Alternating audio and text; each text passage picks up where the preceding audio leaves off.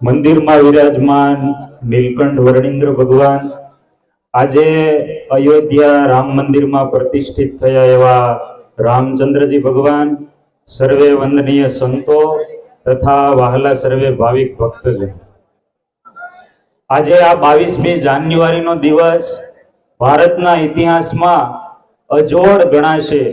કારણ કે આજના દિવસે અયોધ્યામાં રામ મંદિર બન્યું અને રામચંદ્રજી ભગવાનની પ્રતિષ્ઠા થઈ.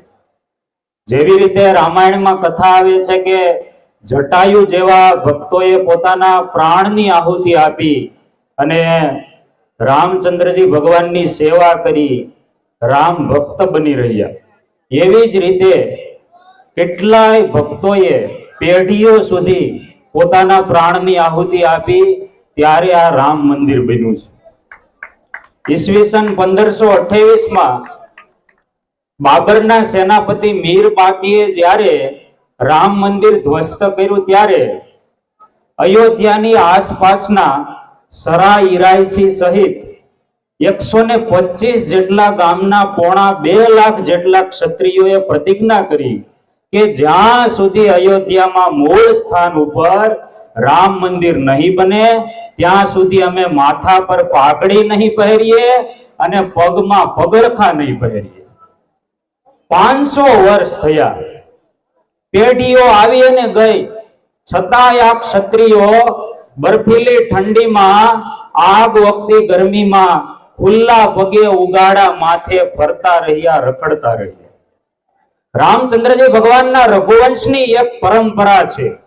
રઘુકુલ રીતિ સદા ચલી આવી, પ્રાણ જાય પર બચન ન જાય. અને આ રઘુવંશની પરંપરા આ ક્ષત્રિયોએ પાલન કરી, એટલા માટે આ ક્ષત્રિયો હકીકતમાં રામચંદ્રજી ભગવાનના જ્ઞાતિ બંધુ બની ગયા. આજના દિવસે રામચંદ્રજી ભગવાનની પ્રતિષ્ઠા થઈ અયોધ્યા મંદિરમાં, ત્યારે આ ક્ષત્રિયો પોતાના મસ્તક ઉપર પાઘડી પહેરશે ત્યારે આકાશમાં રહેલા સૂર્ય ચંદ્ર રામ ભક્તિથી રંગાઈ જશે. પગમાં પગરખા પહેરશે ત્યારે સમગ્ર ધરતી રામ ભક્તિથી હરિયાળી બની જશે. જટાયુની જેમ જ શબરી, સીતા, ભરત આ બધા ભક્તોએ રામચંદ્રજી ભગવાનની રાહ જોઈ અને એવી જ રીતે કેટલાય રામ ભક્તોએ વ્રત, અનુષ્ઠાન વગેરે કરી અને આ મંદિર બનવાની રાહ જોઈ છે. ઝારખંડનું ધનબાદ શહેર, ત્યાંના એક સરસ્વતી દેવી નામના મહિલા 1992માં એમણે નિયમ લીધો કે જ્યાં સુધી રામ મંદિર ન બને ત્યાં સુધી હું મૌન વ્રત રાખીશ. અને 30 વર્ષથી આ મૌન વ્રત રાખ્યું અને આવા વ્રત પાલનના પ્રતાપે આ રામ મંદિર બન્યું છે. રામ મંદિર પ્રતિષ્ઠા પ્રત્યે પેચ લડાવનારા વર્તમાન વાંધાગીરીઓ સરસ્વતી દેવી માંથી મૌન વ્રત રાખવાનું શીખે ને તોય રામ ભગવાન રાજી થાય, પણ અત્યારે કોઈને એ મંજૂર નથી વિરોધ કરવો હોય ત્યારે. અને આવા તો કેટલાય અનુષ્ઠાન.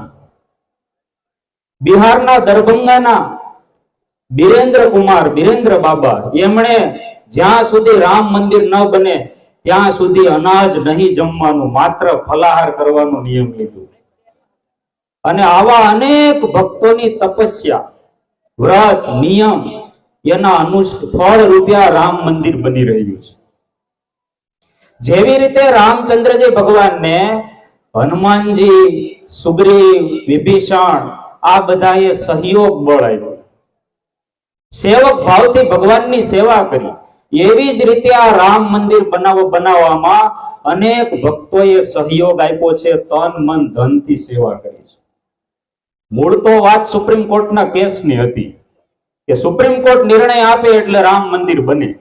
અને સુપ્રીમ કોર્ટની વાત આવે ત્યારે આપણને ન્યાયાધીશને વકીલ યાદ આવે, અને વકીલમાં સર્વપ્રથમ પહેલું નામ કે પરાશરન સાહેબ.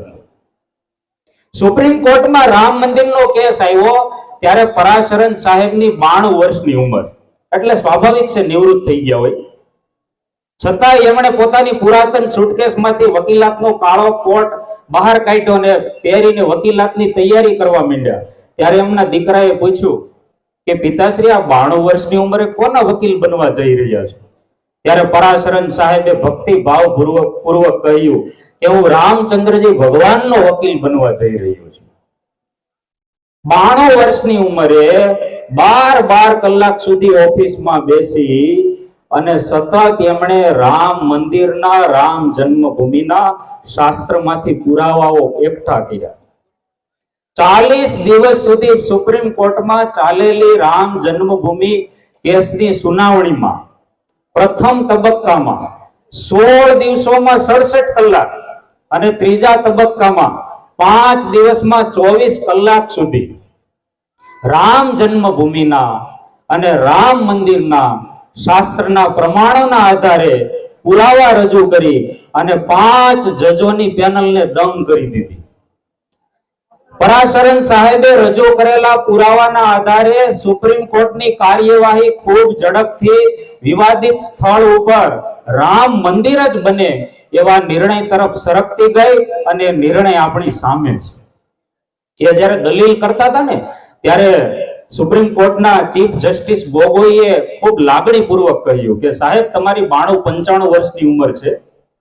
આ દલીલો કરતા કરતા થાક લાગતો હોય તો તમે ખુરશી ઉપર બેસી શકો છો. ત્યારે કે પરાશરન સાહેબે કહ્યું કે તમે મારા પ્રત્યે લાગણી બતાવી એ બદલ આભાર, પણ કોર્ટનો એવો નિયમ હોય છે કે વકીલ હોય ને એને હંમેશા ઊભા રહીને દલીલ કરાય. એટલે હું ઊભા રહીને જ દલીલ કરીશ. અને બીજું, હું રામ ભગવાનનો સેવક છું. સેવક હોય એ બેસીને સેવા ન કરી શકે, એને ઊભા થવું પડે, દોડવું પડે. આવા ભક્તિ ભરેલા હૃદયથી એમણે વકીલાત કરી ત્યારે આ રામ મંદિર બન્યું છે. અને આવા કેટલાય ભક્તો જેની શ્રદ્ધા ભક્તિ એના પાયા પર આ રામ મંદિર બન્યું છે. ભારતના ઇતિહાસમાં આજનો દિવસ અમર ગણાશે, સુવર્ણમય ગણાશે. જેવી રીતે અમેરિકાએ સર્વપ્રથમ ચંદ્ર પર માનવ ઉતાર્યો, એ દિવસ ઐતિહાસિક બન્યો.